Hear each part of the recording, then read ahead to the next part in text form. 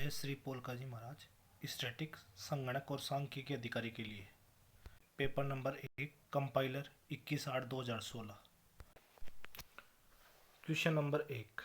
The word statics is derive from the Latin word strata, status, static या sample.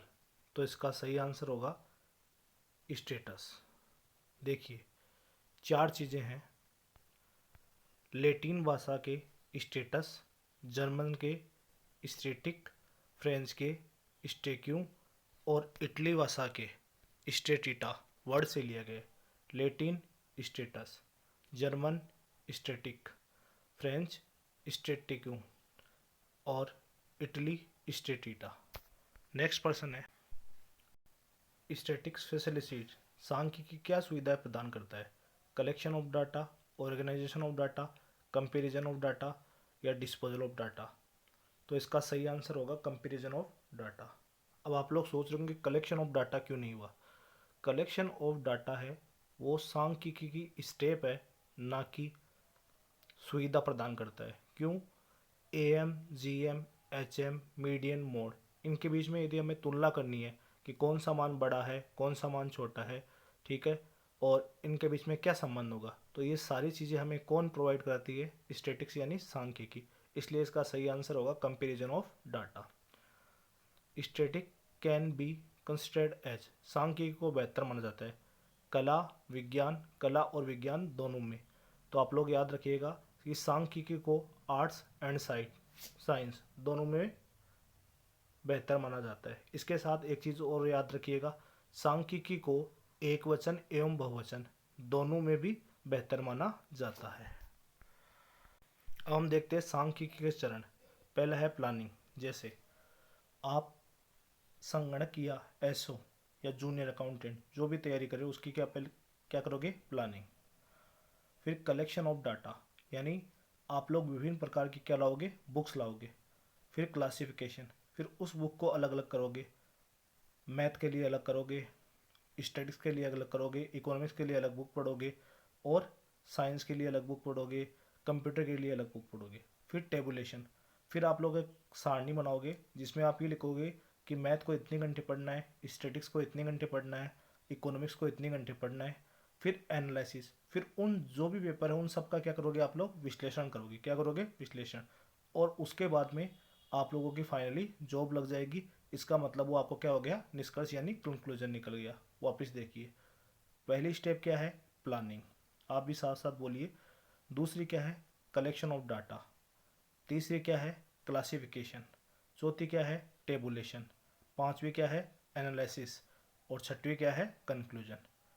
Next question, मानचित्र के द्वारा सांख्यिकी समूहों का प्रतिनिधित्व करता है। The presentation of statistical data is map. क्या बोल रहा है? Map.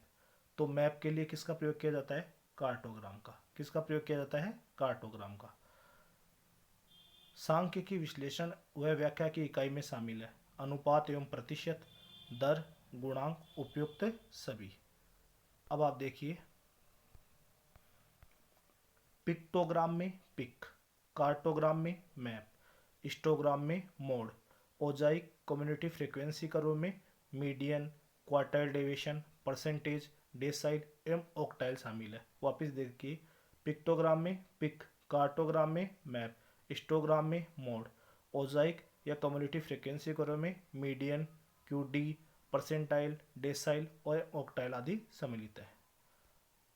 Classification is the process of arranging data in, यानी वर्गीकरण समंकों को किसमें व्यवस्थित करने की प्रक्रिया है? विभिन्न पंक्तियों में, पंक्ति तथा स्तंभों में संबंधित तथ्यों को विभिन्न कक्षाओं में सम्मिलित करना। उपयुक्त में से कोई नहीं। तो इसका जो राइट आंसर है वो अपना होगा संबंधित तथ्यों को विभिन्न कक्षाओं में सम्मिलित करना। Grouping the related fact in different classes. तो अभी हमने पढ़ा कि क्लासिफिकेशन वो कौन से स्टेप पे था? 3rd नंबर पे। तो उसमें जितने भी प्रकार के डाटा होते हैं उनको उन कक्षाओं में क्या करना था? सम्मिलित करना था अलग अलग बुक्स के लिए।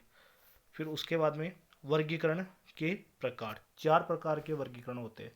मात्रात्मक यानी क्वांटिटी, तो मात्रा के लिए, क्वांटिटी के लिए। गुणात्मक यानी क्वालिटीज, किसके लिए, गुण के लिए। भौगोलिक, याद रखना ज्योग्राफिकल, किसके लिए, स्थान के लिए आता है। और क्रोनोलॉजिकल यानी कालक्रम, किसके लिए आता है, समूह के लिए, समय के लिए आता है। भौगोलिक, स्थान और कालक्रम किसके लिए आता है, समय के लिए आता है। इनमें से कौन सा समंक एक समूह को 4 उप समूह में बांटता है? तो 4 उप समूह में कौन बांटता है, क्वार्टाइल। कौन बांटता है, चतुर्थांश। परसेंटाइल 100 में, ऑक्टाइल 8 में, डेसाइल 10 में। समंकों का वर्गीकरण। Classification of data is first stage of tabulation, second stage of tabulation, third stage of tabulation या फाइनल स्टेज ऑफ टेबुलेशन। तो टेबुलेशन से पहले क्या किया जाता था, क्लासिफिकेशन। इसका मतलब फर्स्ट स्टेज ऑफ टेबुलेशन क्या होगा, क्लासिफिकेशन। यानी समंकों का वर्गीकरण है वह सारणी की प्रथम अवस्था है। यानी सारणी की प्रथम अवस्था क्या है, समंकों का वर्गीकरण। अब देखिए सारणी के भाग। ऊपर ही आप ऊपर क्या लिखोगे, सारणी की संज्ञा यानी टेबल नंबर।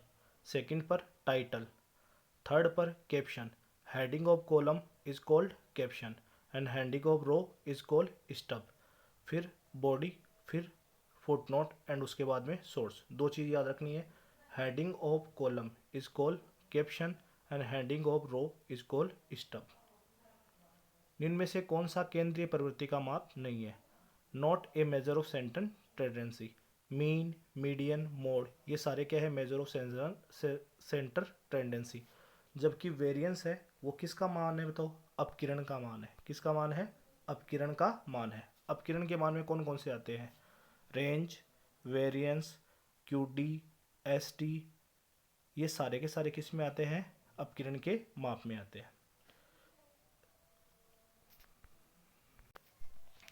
यदि समंकों के समूह में सम संख्या यानी इवन नंबर अवलोकनों को हो तो माध्यिका। देखिए जैसे मैंने लिख दिया इवन नंबर में 1, 2, 3, 4, 5 और 6। अब यहाँ से इवन नंबर टोटल 1 से लेकर 6 यानी सम संख्या के रूप में हो गए ना 6 नंबर। अब यहाँ से हमें माध्यिका बतानी है, तो 2 नंबर इधर से हटाएंगे और 2 नंबर इधर से हटाएंगे। इन दोनों को जोड़ेंगे तो टोटल कितना होगा, 7। 7 को 2 से डिवाइड करेंगे कितना होगा, 7.5। तो 2 मध्य संख्याओं का औसत मूल्य जब संख्याओं को बढ़ते क्रम में जमाया जाए यानी असेंडिंग ऑर्डर। दूसरा, यदि यहाँ सम संख्या की जगह विषम संख्या होता 1, 2, 3, 4 और 5, तो क्या करते बताओ, यहाँ से बीच वाला पद, तो आंसर होता 2 संख्याओं में नहीं, यहाँ मध्य संख्या होता है ना, वही उसका क्या हो जाता, माध्यिका हो जाती। और माध्यिका हमेशा गुणात्मक डाटा के लिए काम में लिया जाता है। अगला क्वेश्चन देखिए, वह मूल्य जिसके ऊपर आधे अवलोकन दे तथा नीचे भी आधे अवलोकन दे क्या कहलाती है? जैसे अभी लिखा 1, 2, 3, 4 और 5, इसकी मीडियन कितनी थी, 3। तो आधे मूल्य तो इससे क्या है, छोटे, और आधे मूल्य इससे क्या है, बड़े। तो इसे क्या कहेंगे, मीडियन, यानी क्या कहेंगे, माध्यिका। 1/10 के 81 अवलोकनों का प्रसरण। प्रसरण क्या होता है, सिग्मा स्क्वायर। सिग्मा स्क्वायर बराबर कितना दे रखा है, 64। कितना दे रखा है, 64। तो बताओ इसका स्टैंडर्ड डेविएशन क्या होगा? स्टैंडर्ड डेविएशन क्या होता है, सिग्मा।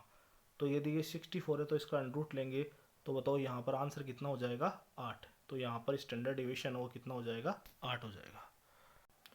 बुद्धिमानी और ईमानदारी जैसी घटनाएं, मतलब इंटेलिजेंट एंड ऑनेस्टी जैसी इवेंट्स को किसके द्वारा ज्ञात किया जाता है? तो अभी बताया था कि क्वालिटी डाटा यानी गुणात्मक डाटा के लिए किसका प्रयोग किया जाता है, माध्यिका का प्रयोग किया जाता है। बताइए माध्यिका को किस वक्र से जाना जाता है, ओगई या फिर कम्युनिटी फ्रीक्वेंसी कर्व है। और हिस्टोग्राम को किसके द्वारा ज्ञात किया जाता है, बहुलक के द्वारा। उप विभाजित पट्टी सब डिवाइडेड बार डायग्राम को निम्न में से किस नाम से जाना जाता है? कंपोनेंट बार डायग्राम यानी घटक पट्टी आरेख। द्वितीयक समंक सामान्यतः होते हैं प्राथमिक समंक से ज़्यादा भरोसेमंद, प्राथमिक समंक से कम भरोसेमंद। रीजन, प्राथमिक समंक है वो खुद जाकर एकत्रित करते हैं तो उसमें किसी प्रकार की कोई दिक्कत नहीं होती है, जबकि सेकेंडरी समंक है वो दूसरों के द्वारा प्राप्त किए जाते हैं तो उसमें डाटा को हेर फेर या फिर फेरबदल भी किया जा सकता है। इसलिए याद रखिएगा, द्वितीय समंक से ज़्यादा मतलब प्राथमिक समंक हमेशा विश्वसनीय ज़्यादा होते हैं, जबकि द्वितीय समंक हमेशा प्राथमिक समंक से कम भरोसेमंद होते हैं। From the information given below choose the correct answer. Mean daily wages 300 रुपये और 50 रुपये, नंबर ऑफ वर्कर 50 और 50। तो यहाँ 300 को 50 से गुणा करोगे और इधर भी 50 को 300 से गुणा करोगे तो दोनों की वैल्यू क्या आनी है, सेम। सो हम कह सकते हैं कि both factories pay equal amount as daily wages, दोनों फैक्ट्रियाँ समान कुल दैनिक मजदूरी का भुगतान करती है। अगला क्वेश्चन, यदि माध्य 5 तथा प्रसरण 9 है तो कोफिशिएंट ऑफ वेरिएंस कितना होगा। तो हमें पता है कि सीवी का जो फॉर्मूला है वो क्या होता है, sigma upon x bar into 100। तो यहाँ पर ये हमें वेरिएंस है, अभी हम पढ़ के आए थे, वेरिएंस 9 दे रखा है, तो सिग्मा यानी एस टी की वैल्यू कितनी होगी 3, और मीन कितना हो जाएगा 5, और इंटू किससे कर देंगे 100 से, और इसको यदि सोल्व आउट करेंगे तो यहाँ पर अपना आंसर कितना आएगा 60%। तो हम कर देंगे कि यहाँ पर कोफिशिएंट ऑफ वेरिएंस कितना हो जाएगा 60%। कितना हो जाएगा 60%। किसी विशेष कक्षा से संबंधित अवलोकनों की संख्या को जाना जाता है। The number of observation corresponding a particular class is now is frequency. किसके रूप में जाना जाता है, बारंबारता के रूप में जाना जाता है। Q1 is equal to 5, Q2 is equal to 10 and Q3 is equal to 20. The quartile deviation will be। इनके मान तो हमें चतुर्थक विचलन का मान बताना है। तो जैसा कि हम लोग जानते हैं कि QD का जो फॉर्मूला है वो क्या होता है, Q3 माइनस Q1 अपॉन 2। तो यहाँ पर Q3 की वैल्यू कितनी है 20 और Q1 की वैल्यू कितनी है 5, और बट्टा कितना कर देंगे 2। तो 20 में से 5 घटाएंगे 15, 15 में 2 का भाग देंगे तो अपना जो आंसर है वो कितना होगा 7.5। यहाँ पर हमें QD पूछा है, यदि कोफिशिएंट ऑफ QD पूछता तो यहाँ फॉर्मूला क्या होता, Q3 minus Q1 upon Q3 plus Q1, और यदि यहाँ पर इंटर क्वार्टाइल रेंज पूछता तो क्या होता Q3 माइनस Q1, यानी 20 में से 5 घटाते तो अपना आंसर कितना हो जाता 15। किसका, इंटर क्वार्टाइल रेंज। ये फॉर्मूले आप लोग साथ साथ अपनी नोटबुक में रिटर्न कर ले।